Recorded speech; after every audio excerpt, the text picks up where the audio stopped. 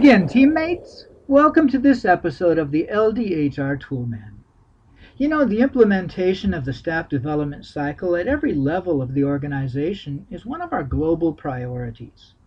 And our international leadership has set a goal of seeing 90% of our staff globally being engaged in the staff development cycle by June 2017.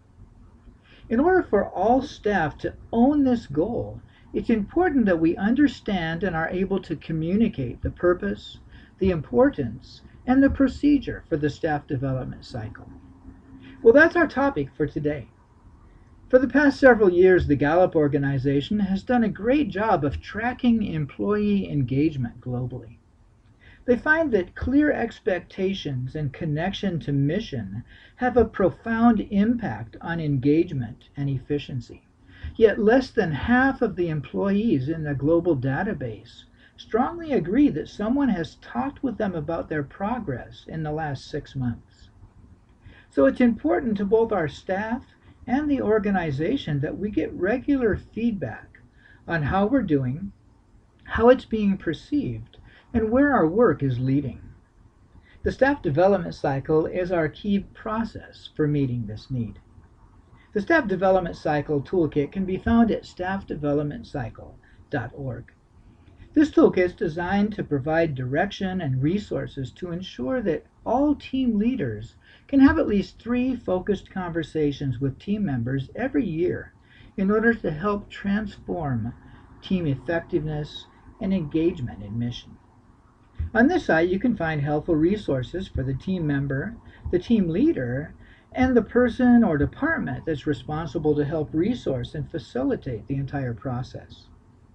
The resources here are generic materials that you can either just pick up and use as they are, or adapt and adjust to better meet your needs.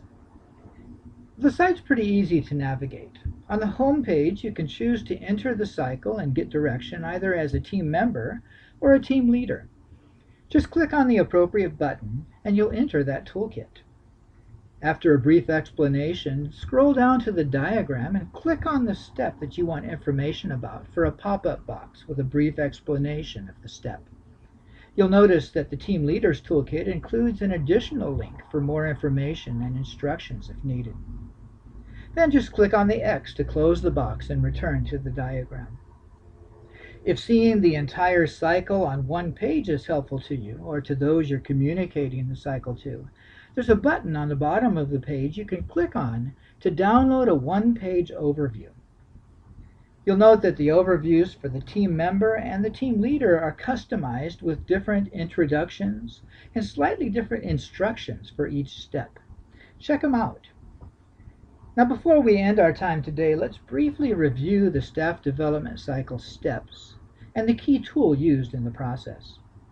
The first step is the focus and subsequent refocus conversation at the beginning of the annual cycle. The purpose of this conversation is to agree on a clear personal position focus for the year. The position focus sheet is the key tool for this step and really the entire process. The second step is the mid-year refine conversation, to review progress on the position-focused goals and to make needed adjustments to ensure successful accomplishment of your goals. The final step is the end-of-year review conversation, where you assess how well you're able to achieve your goals, think through next steps, and celebrate your success. Well, I think this is probably enough for now. I hope you found this helpful. Later, we'll consider specifically about how to effectively conduct the staff development cycle conversations. But for now, I encourage you to explore the toolkit, begin using the tools, and introduce them to others.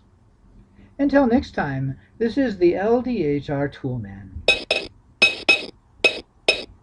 Have a great day using your LDHR tools.